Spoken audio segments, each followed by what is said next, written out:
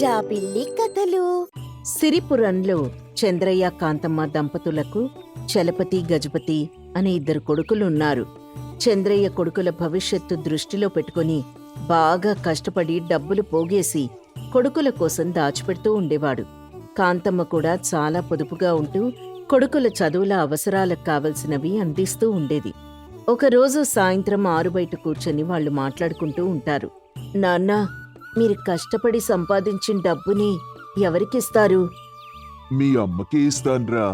ఎందుకంటే రేపటి రోజున మీకేం కావాలో చూసుకోవాల్సింది తనే కదా. మీరు బాగా చదువుకొని ప్రయోజకులు అవ్వాలంటే డబ్బులు పొదుపు చెయ్యాలి కదా. అందుకనే నేను సంపాదించిన ప్రతి రూపాయి మీ అమ్మ చేతిలోనే పెడతాను. అమ్మా, ఆ డబ్బులు నువ్వేం చేస్తావు? వాటిని మీకోసమే ఖర్చు పెడతాన్రా. ప్రస్తుతం మనం ఉంటున్న ఇల్లు చాలా చిన్నది. ఒక మంచి ఇల్లు కట్టుకోవాలి. మీరు బాగా చదువుకోవాలి. మీ చదువులకి చాలా ఖర్చవుతుంది కదా. అందుకే ఇప్పటినుంచే డబ్బులు పొదుపు చేస్తున్నాను. మీ నాన్నగారు ఏమీ చదువుకోలేదు, అందుకే కష్టపడుతున్నారు.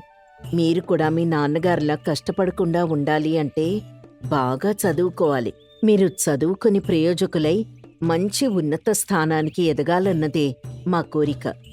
నాన్నా, నేను బాగా చదువుకుని పెద్దవాణ్ణయ్యాక పెద్ద ఇల్లు కట్టి నిన్నందులో పెట్టి చూసుకుంటాను. నువ్వు ఇప్పుడు కష్టపడుతున్నావు కదా, మేం పెద్దయిన తర్వాత నీ కష్టమంటే తెలియకుండా చూసుకుంటాం. అమ్మా, నేను నీకు బంగారు గొలుసు చేయిస్తాను, అందమైన గాజులు కొంటాను, మంచి మంచి చీరలు కొంటాను. నిన్ను మా ఇంటికి మహారాణిలా చూసుకుంటాం. పిల్లల మాటలు విని చంద్రయ్య కాంతమ్మ సంతోషపడతారు. చూశారా అండి, నా కొడుకు నాకు మంచి మంచి చీరలు కొంటాడంట, బంగారు గొలుసు కూడా కొంటాడంట. మీరెప్పుడైనా ఇలా కనీసం మాట వరుసకైనా అన్నారా? నాకేకంగా పెద్దిల్లే ఇస్తాడంట. మన పిల్లలు చాలా మంచివాళ్లే. వాళ్ళని ప్రయోజకుల్ని చేయడమే మన బాధ్యత. నా పిల్లలు ఎవరి దగ్గర తక్కువ కాకూడదు. దానికోసం నేను ఎంతైనా కష్టపడతాను. వాళ్లకు కావలసిన అన్ని వసతులు సమకూరుస్తాను. తల్లిదండ్రులుగా మనం వాళ్ళకివ్వగలిగింది ఇదే కదండి. వాళ్ళు పెద్దయి ప్రయోజకులై వాళ్ళిద్దరికీ పెళ్ళిళ్ళు చేసి కోడళ్ళు, మనవళ్ళు, మనవరాళ్లతో మన ఇల్లంతా సందడిగా ఉండాలని నా కోరిక. ఏ కారణం చేత కూడా నా ఇద్దరు కొడుకులు విడిపోకూడదు. తప్పకుండా నువ్వన్నది జరిగేలా చూడ్డానికి నేను నా సాయశక్తులా ప్రయత్నిస్తానే అని ఇద్దరూ మాట్లాడుకుని ఇంట్లోకెళ్ళిపోతారు. రోజులు గడుస్తూ ఉంటాయి. చంద్రయ్య తను అనుకున్నట్టుగా 2 ఇళ్లను నిర్మిస్తాడు. చలపతి, గజపతి పెద్దవారై పట్నంలో మంచి ఉద్యోగాలు చేస్తూ ఉంటారు. ఇంట్లో వాళ్ళకి ఏ లోటు లేకుండా అన్ని వసతులు చంద్రయ్య సమకూర్చి పెడతాడు. ఇద్దరు కొడుకులు ఒక ఆదివారం రోజు తల్లిదండ్రుల్ని కలవడానికి పట్నం నుంచి ఇంటికొస్తారు. అమ్మా, నాన్నా, ఎలా ఉన్నారు? మేం బాగానే ఉన్నాన్రా. మీ ఇద్దరూ పట్నంలో ఎలా ఉన్నారు? పట్నంలో మీకన్ని వసతులు సౌకర్యంగా ఉన్నాయిగా. ఏవైనా ఇబ్బందులున్నాయా? పట్నంలో మాకు ఎటువంటి ఇబ్బంది లేదు నాన్న. ఉన్నదల్లా ఒకటే ఇబ్బంది, మీ ఇద్దరికీ దూరంగా ఉండడం. అమ్మ చేతి వంట అక్కడ దొరకడం లేదు. మీ భవిష్యత్తు బావుండాలనే కదా మిమ్మల్ని పట్నంలో చదివించి ఉద్యోగంలో పెట్టింది. అయినా మీరు ప్రతి ఆదివారం వస్తూనే ఉన్నారుగా. మీకు కావలసినవి నేను చేసి పెడతాను. అలా కాసేపు తల్లిదండ్రులతో మాట్లాడుతూ సరదాగా గడుపుతారు. సాయంత్రం భోజనం పూర్తి చేసుకుని ఆరుబయట కూర్చొని మళ్లీ తల్లిదండ్రులతో కాలక్షేపం చేస్తూ ఉంటారు. ఇంతలో చలపతి ఇలా అంటాడు. నాన్నా, నాకు చలపతి అని, వాడికి గజపతి అని పేరు పెట్టావు. అసలు మాకీ పేర్లు పెట్టాలని నీకెందుకు అనిపించింది? గజపతి మా తాతగారి పేర్రా. వీడచ్చం మా తాతగారి పోలికల్లోనే ఉండేవాడు. చలపతి మా నాన్నగారి పేరు. వాళ్ల జ్ఞాపకార్థం మీకు వాళ్ల పేర్లే పెట్టాను. నాకు కూతురు పుడితే నేనమ్మ పేరే పెట్టుకుంటాను. నేను నా కొడుకు పుడితే నాన్నగారి పేరు పెట్టుకుంటాను. రేయ్ నాన్నా, నీ కూతురు పుట్టాలన్నా వాడి కొడుకు పుట్టాలన్నా ముందు మీకు పెళ్ళిళ్ళు జరగాలరా. ఇంకా నీకు అర్థం కాలేదా? వాళ్ళు మనకి చెప్పకనే చెబుతున్నారే, మాకు త్వరగా పెళ్లి చెయ్యండి అని. పెళ్ళి అనేసరికి ఇద్దరు కొడుకులు సిగ్గుతో ఇంట్లోకి పరిగెడతారు. తర్వాత కాంతమ్మ, చంద్రయ్య ఇలా మాట్లాడుకుంటారు. నేను కూడా సరిగ్గా గుర్తించలేదండి. పిల్లలు పెద్దవాళ్ళైపోయారు. వాళ్ళకి పెళ్లి చేస్తే తల్లిదండ్రులుగా మన బాధ్యత పూర్తవుతుంది. మంచి సంబంధాలు చూడండి. ఆ విషయం నువ్వు నాకు చెప్పాలా? నాకు తెలుసుగా. అందుకే పక్కూళ్ళో పెళ్లిళ్ల పేరయ్యకి మన పిల్లల జాతకాలిచ్చి మంచి సంబంధాలు చూడమని చెప్పాను. నిజమా? ఇంతవరకు మరి నాకు చెప్పనే లేదు. సంబంధం కుదిరాక చెప్దామనుకున్నాను, కానీ ఈలోపే మన పిల్లలు వాళ్ళ మనసులో మాట బయట పెట్టారు. ఆ పీరయ్య గారిని త్వరగా మంచి సంబంధం చూడమని చెప్పండి. అదంతా నేను చూసుకుంటాను, కానీ లోపల పిల్లలకి ఏం కావాలో చూసుకో. వెళ్ళు. ఇద్దరూ లోపలికెళ్తారు. రోజులు గడుస్తూ ఉంటాయి. చలపతి గజపతి ప్రతి ఆదివారం ఇంటికొచ్చి తల్లిదండ్రులతో మాట్లాడుతూ ఉంటారు. ఈలోగా పెళ్ళిళ్ల పీరయ్య మంచి సంబంధాలు చూసి చంద్రయ్యకు చెప్తాడు. చంద్రయ్య కాంతమ్మ చలపతికి లక్ష్మితో, గజపతికి రాణితో వివాహం ఘనంగా జరిపిస్తారు.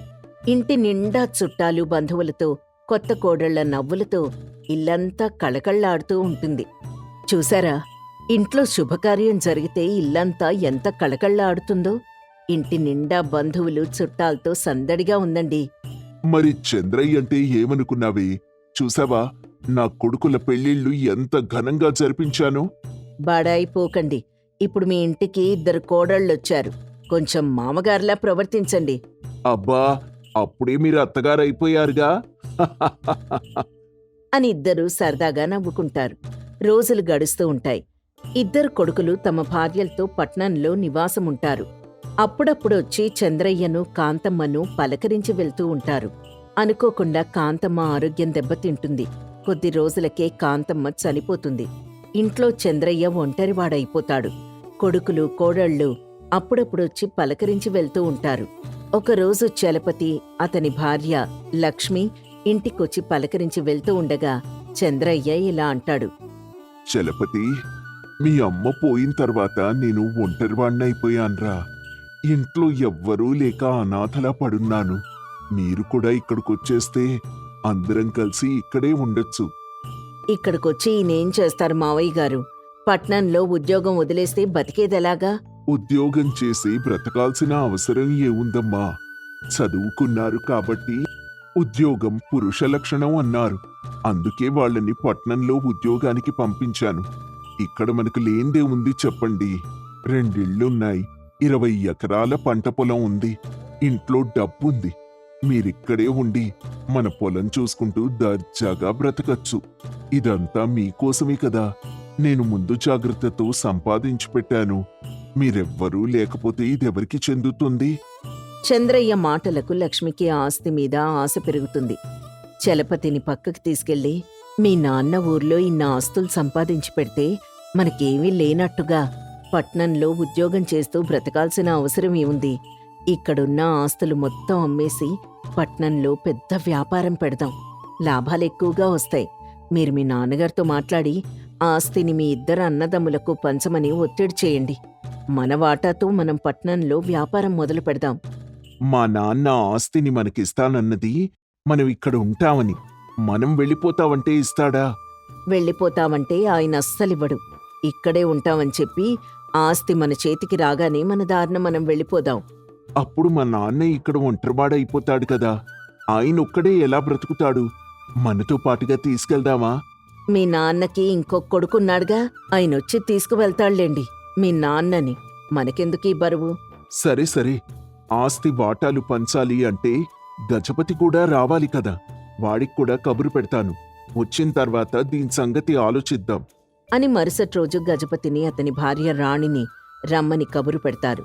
వాళ్ళొచ్చిన తర్వాత విషయం మొత్తం వాళ్ళకి చెప్పి ఎలాగైనా చంద్రయ్య దగ్గరున్న ఆస్తిని వాటాలుగా పంచివ్వమని ఒత్తిడి తీసుకురావాలని నిర్ణయించుకుంటారు.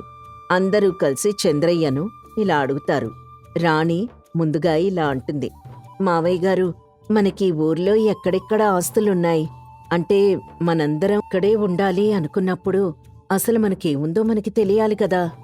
మనకు 2 పెద్ద ఇళ్ళు, 20 ఎకరాల పంట పొలం, ఇంట్లో కొంత డబ్బు, మీ అత్తగారు మీకోసం చేయించిన నగలు ఉన్నాయమ్మా.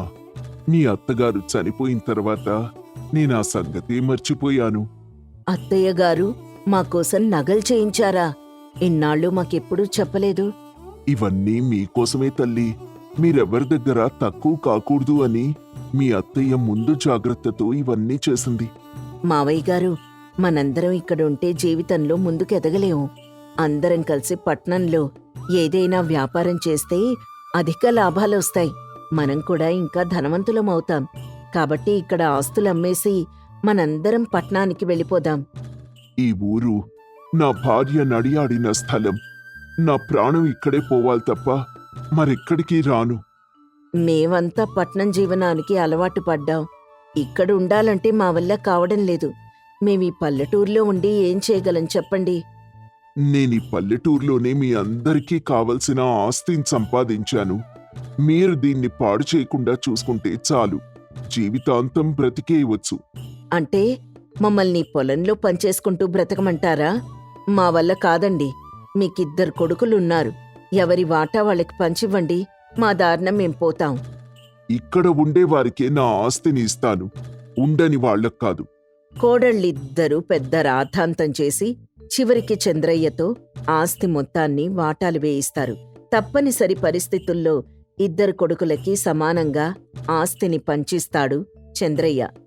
అంతా మీకే ఇచ్చేశాను. ఇప్పుడు నేనెలా బ్రతకాలి? ఉన్నాడుగా మీ చిన్న కొడుకు, అతని దగ్గరే ఉండండి. ఏ చిన్న కొడుకొక్కడే ఉన్నాడా? పెద్ద కొడుకు కూడా ఉన్నాడుగా, తన దగ్గరే ఉండండి. మళ్ళీ ఇద్దరు కోడళ్ల మధ్య పెద్ద యుద్ధం మొదలవుతుంది. ఎవరికి వారు నువ్వంటూ వాదించుకుని చంద్రయ్యని అక్కడే వదిలేసి వెళ్ళిపోతారు. చంద్రయ్యకేం చేయాలో తెలియక ఉన్న చోటే కూర్చుని ఉండిపోతాడు. చలపతి, గజపతి వారి భార్యలతో వెళ్తూ ఉండగా దారిలో వర్షం పడుతుంది. ఒక పక్కన నిలబడతారు. అప్పటికే అక్కడ ఒక తండ్రి కొడుకులు వర్షంలో తడవకుండా ఉంటారు. ఆ తండ్రి కొడుకుల మాటలు చలపతి, గజపతి వింటూ ఉంటారు. నాన్నా, ఇక మీదట నువ్వు ఇబ్బంది పడకూడదని నీకు మంచి గొడుగు కొనమని మీ అమ్మకి చెప్పాను. మరి నీకు కావలసినవన్నీ నేను నీకు కొనిస్తున్నాను కదా, మరి నాకేమిస్తావు? నేను పెద్దయ్యాక పెద్ద ఇల్లు కొంటాను నాన్నా. అందులో నిన్ను అమ్మను పెట్టి చాలా బాగా చూసుకుంటాను. అమ్మకి బంగారు గొలుసు కొంటాను. నీకు కూడా మంచి మంచి బట్టలు కొంటాను. నువ్వు బాగా చదువుకుని ప్రయోజకుడివి అయితే నాకంతే చాలరా. అంతకన్నా నాకు వేరే ఆస్తిపాస్తులు ఏమొద్దు. నీకు కావలసినవన్నీ నువ్వు పెద్దయ్యేసరికి నేనే సమకూరుస్తాను. ఆ తండ్రి కొడుకుల మాటలు విన్న చలపతి, గజపతికి తమ చిన్ననాటి జ్ఞాపకాలు గుర్తుకొస్తాయి. తమ తండ్రి కూడా తమ కోసం ఎంత కష్టపడ్డాడో ఒకసారి గుర్తు తెచ్చుకుంటారు. గుండెలో నుంచి పొంగుకొస్తున్న కన్నీటిని అదుపు చేసుకుంటూ తమ తండ్రి దగ్గరికి పరిగెడతారు. చంద్రయ్య వారి ఇంటి ముందే అలా ఒక మూలన కూర్చొని వర్షంలో తడుస్తూ ఉండిపోతాడు. అలా తమ తండ్రిని చూసిన కొడుకులిద్దరూ బోరున ఏడుస్తూ చంద్రయ్య కాళ్ల మీద పడి, నాన్నా, మేమెంత పెద్ద తప్పు చేశామో మాకిప్పుడే తెలిసింది. మమ్మల్ని క్షమించండి నాన్న. ప్రతిరోజు దేవుడికి దండం పెట్టుకొని అది కావాలి, ఇది కావాలి అని అడుగుతూ ఉంటాం. కానీ కళ్ళ ముందున్న దేవుణ్ణి గుర్తించలేకపోయాం. మమ్మల్ని మన్నించండి నాన్న. అడగందే అమ్మాయి నా పెట్టదు అంటారు. కానీ మేము అడగకుండానే మాకన్నీ సమకూర్చిన మిమ్మల్ని ఇలా ఒంటరి వాణ్ణి చేసి వెళ్ళిపోవాలనుకున్నాం. క్షమించరాని తప్పు చేశాను నాన్న. తన కొడుకులిద్దరినీ ఓదారుస్తూ చంద్రయ్య ఇలా అంటాడు. నాకు తెలుసురా, మీరు నా కోసం వస్తారని. నేను నమ్మిన దైవం నన్ను మోసం చెయ్యడు. మీ తప్పు మీరు తెలుసుకున్నారు, నాకంతే చాలు. మీరు సంతోషంగా ఉండడమే నాకు కావాల్సింది అని తన కొడుకుల్ని క్షమిస్తాడు. చలపతి, గజపతి తమ భార్యలకు బుద్ధి చెప్పి పట్నం నుంచి శాశ్వతంగా తమ సొంత ఇంటికి వచ్చేస్తారు. తండ్రి చెప్పినట్టుగా తమ పంట పొలాల్ని చూసుకుంటూ తమ తండ్రికి ఏ లోటు లేకుండా చూసుకుంటారు. అందరూ ఒకే ఇంట్లో ఉండడం వల్ల ఆనందాలు వెల్లివిరుస్తాయి. ఒక ఊర్లో శేషయ్య అనే ఒక వృద్ధుడుండేవాడు. అతని వయస్సు 75 పైనే అయినా తెలివిలో 25 వాళ్లతో పోటీ పడతాడు. శేషయ్య తనకున్న 1/2 ఎకరం పొలంలోనే వ్యవసాయం చేస్తూ ఊరి చివర చిన్న గుడిసెలో ఉండేవాడు. ఆ ఊరి జమీందారు శివయ్య. అతని మనవడు రాజా శివయ్యకి పెద్ద గండంలా మారాడు. రాజా వయసు 15 సంవత్సరాలే అయినప్పటికీ పెద్దలంటే గౌరవం లేకుండా, అడిగిందానికి సరైన సమాధానం చెప్పకుండా తలతిక్క సమాధానాలు చెప్తూ జమీందారు శివయ్యకి ఒక తలనొప్పిగా మారాడు. శివయ్య ఊర్లో పేరు మోసిన జమీందారు తన మనవడు తన పరువు తీసేస్తున్నాడని ఓ మూలన భయపడుతూ తననెలాగైనా దారిలో పెట్టాలని తన ప్రయత్నాలు తను చేస్తూ ఉంటాడు. ఒకసారి పంచాయతీలో, పంచాయతీలో ఉన్న యువతీ యువకులకు పెద్దలకు ఒక సమస్య పరిష్కరించేందుకు అవకాశం ఇస్తున్నాను. ఎవరైతే ఈ సమస్యను విజయవంతంగా పరిష్కరిస్తారో వారికి తగిన బహుమానం ఉంటుంది. శివయ్య మాటలు విన్న ఊరి జనం ఏమిటా అది అని అందరూ ఎదురుచూస్తూ ఉంటారు. నా మనవడు రాజా గురించి మీ అందరికీ తెలిసింది. నాకు తన వల్ల తలనొప్పి రోజురోజుకు పెరిగిపోతోంది. మీలో ఎవరైనా సరే తనని క్రమశిక్షణలో పెట్టిన ఎడల వారికి తగిన బహుమానం ఇస్తానని ప్రకటించడం జరుగుతోంది. మీలో ఎవరైనా సరే నా మనవణ్ణి సరైన మార్గంలో పెట్టగలరా? జనమంతా ఒకరినొకరు చూసుకుంటారు. ఒక వ్యక్తి మరొక వ్యక్తితో ఇలా అంటాడు. తన మనవణ్ణి తను దారిలో పెట్టుకోలేక ఇలా ఊరి మీదకు వదులుతున్నాడు ఈ జమీందారు. ఇంట్లో వాళ్ల మాటే విననివాడు వీధిలో వాళ్ల మాట వింటాడా? ఆ రాజాకి డబ్బుందన్న తలపొగరుతో చిన్న పెద్ద తేడా లేకుండా నోటికొచ్చిన విధంగా మాట్లాడతాడు. అటువంటి వాణ్ణి ఎలా దారిలో పెడతారు? మొక్కై వంగనివాడు మానే వంగుతాడా? అందుకేనేమో మన జమీందార్ గారు ఇప్పుడే రాజాని వంచాలని చూస్తున్నారు. అయినా అటువంటి వ్యక్తిని దారిలో పెట్టడం అమ్మో చాలా కష్టం. జనం ఒకరితో ఒకరిలా మాట్లాడుకుంటూ ఉంటారు కానీ ఎవ్వరూ కూడా రాజాను దారిలో పెట్టడానికి ముందుకు రారు. ఇంతలో శేషయ్య ముందుకొచ్చి, అయ్యా జమీందారు గారు, నాకొక్క అవకాశం ఇస్తే మీ మనవణ్ణి క్రమశిక్షణలో పెట్టడానికి నా ప్రయత్నం నేను చేస్తాను. ఇక్కడ వయసులో ఉన్న యువతీ యువకులు ఎవ్వరూ ఈ పని చేయడానికి ధైర్యం చేయలేదు. దానికి కారణం నా మనవడి దుడుకుతనం. కానీ వయసులో పెద్దవాడివి నువ్వు దీనికి ఒప్పుకుంటున్నావు. మరి నా మనవణ్ణి అదుపు చేయగలనని నీకు నమ్మకం ఉందా? అయ్యా, నేను కూడా వారి వయసు నుంచి వచ్చిన వాడినే. నేను వయసులో ఉన్నప్పుడు అల్లరి చిల్లర పనులు చేసేవాణ్ణి. ఏ వయసులో మనిషి ప్రవర్తన ఎలా ఉంటుందో ఇప్పటి వరకు చూసిన వాణ్ణి. నా మీద నమ్మకం ఉంచి మీ మనవణ్ణి నాకు అప్పగించండి. వారం రోజులు నాతోనే పెట్టుకుంటాను. వారం తర్వాత మీ మనవణ్ణి మీకు అప్పగిస్తాను. అప్పుడు మీరు పరీక్షించుకోవచ్చు. అక్కడి జనంలో నుండి ఒక వ్యక్తి ఇలా అంటాడు. ఓ శేషయ్య, నీకు తింటానికే గతి లేదు. వారం రోజులు జమీందారు గారి మనవణ్ణి నీ ఇంట్లో పెట్టుకుని ఏం పెట్టి పోషిస్తావు? పైగా రాజాని కట్టడి చేయడం అంటే మామూలు విషయం కాదు.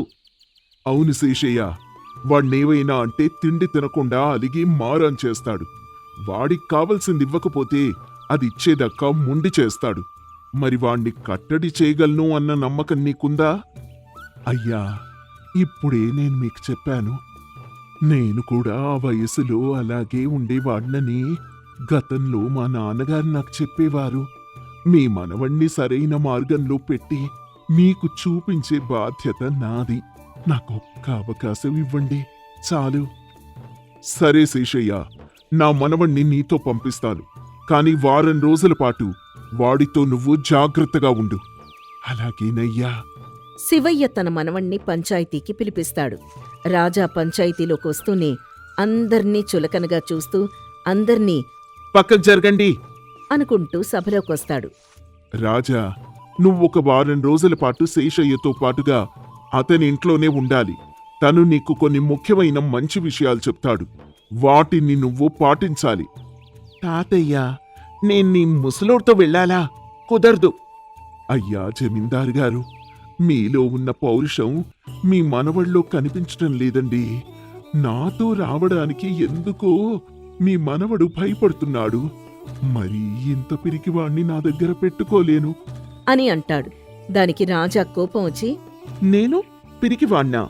తాతయ్య, నేను వారం కాదు నెల రోజులైనా సరే ఈ ముసలోడి దగ్గరే ఉంటాను. నా ధైర్య ప్రతాపాలేంటో చూపిస్తాను. శివయ్యకి శేషయ్య మీద ఒక నమ్మకం కలుగుతుంది. రాను అన్న తన మనవణ్ణి తానే వస్తాను అనేలా చేసిన శేషయ్య తెలివికి ఎంతో అబ్బురపడతాడు. ఎలాగైనా తన మనవణ్ణి శేషయ్య దారిలో పెట్టగలడన్న నమ్మకం శివయ్యకు కలుగుతుంది. సరే శేషయ్య, నువ్వీ క్షణమే రాజాను తీసుకుని మీ ఇంటికి వెళ్ళు. వారం తర్వాత ఇక్కడికి తీసుకునిరా. తనలో ఎటువంటి మార్పు చూపిస్తావో చూద్దాం.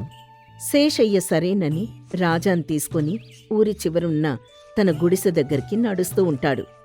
శేషయ్య, మీ ఇంటికెళ్ళాలంటే నడిచే వెళ్ళాలా? బండేమీ లేదా? నేను పేదవాణ్ణి బాబు. నా దగ్గర బండేమీ లేదు.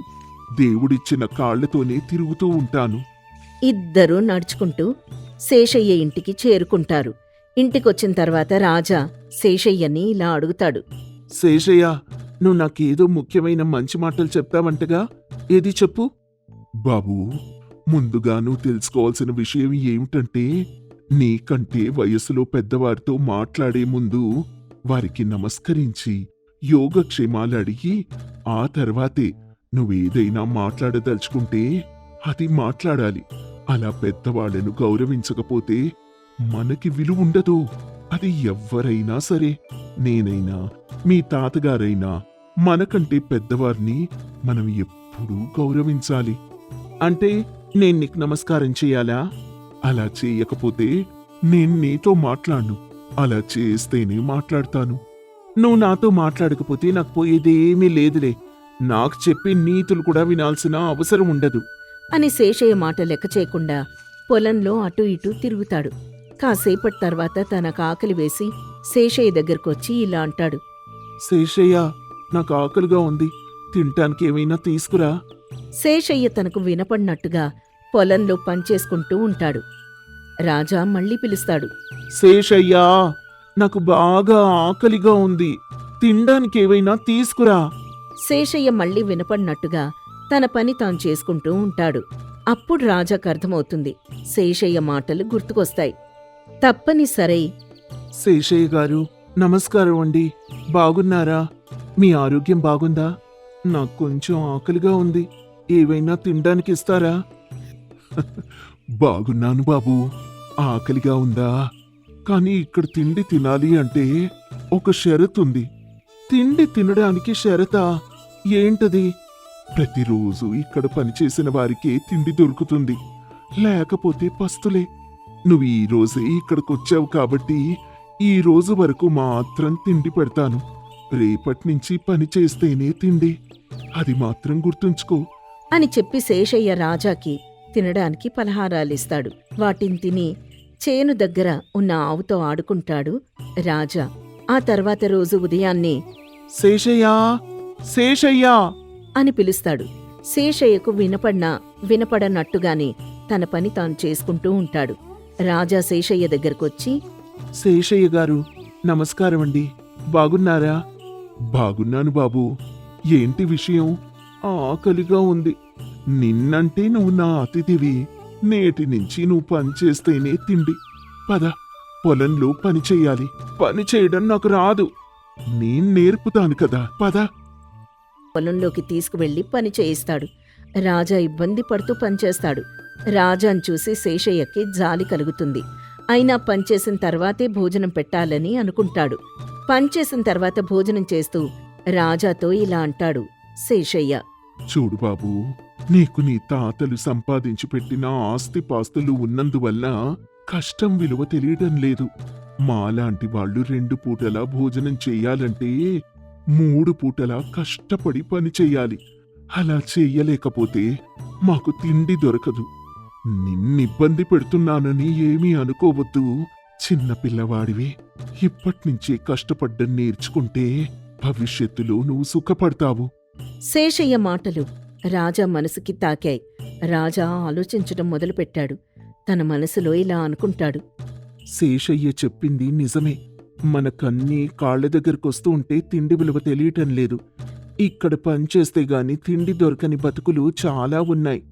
నాకిప్పటి వరకు అటువంటి పరిస్థితి ఎదురు కాలేదు. అందువల్లే నేనింత మొండిగా తయారయ్యాను. రెక్కాడితే కాని డొక్కాడని జనాలు ఈ ఊర్లో ఇంకా చాలా మందున్నారు. నాకటువంటి కష్టం తెలియక నేనే పని చేయకుండా సోమరిలా తయారయ్యాను. శేషయ్య గారు నాలో మార్పు తెస్తున్నారు.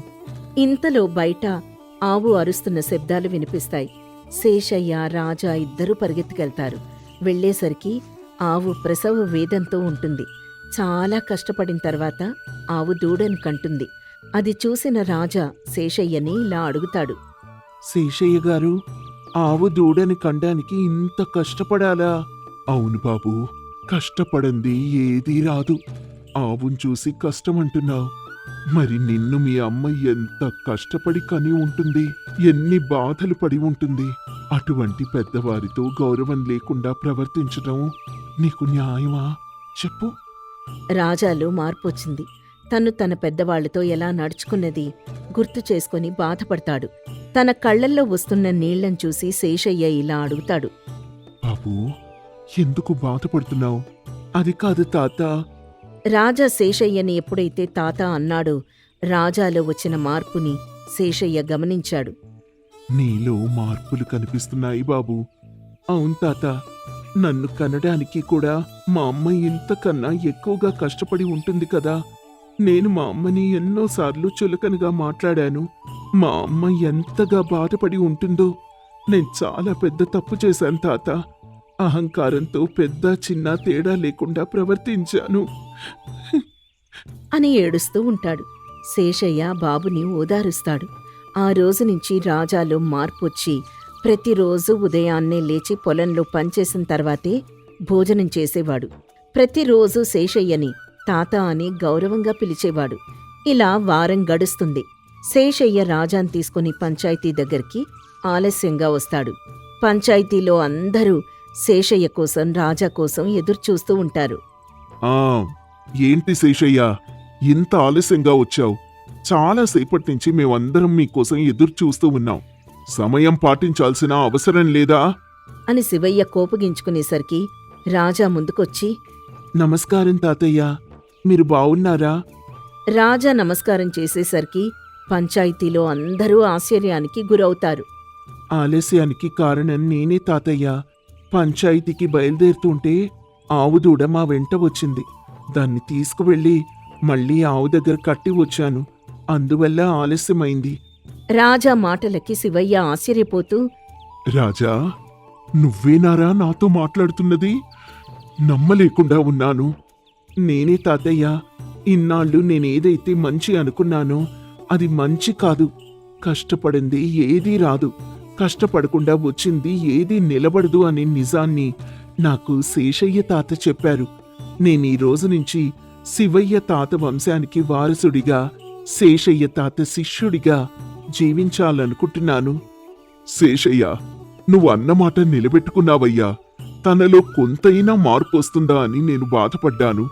కాని నా మనవణ్ణి పూర్తి స్థాయి మనిషిగా తీర్చిదిద్దావు. ఏమిచ్చి నీ రుణం తీర్చుకోగలను?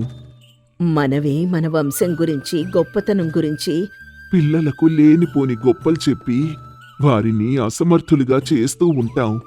కానీ మనం చెప్పాల్సింది ఎంత కష్టపడితే మనం ఈ స్థాయికి వచ్చావన్న నిజాన్ని. అది నేను తనకి తెలిసేలా చెప్పానయ్యా. రాజా చాలా మంచివాడు. తనకింక ఎదురే లేదు. నీకేం కావాలో కోరుకో శేషయ్య. నువ్వు కోరుకున్నది నేను నీకిస్తాను. నాకేమి వద్దయ్యా. రాజాని బాగా చూసుకోండి.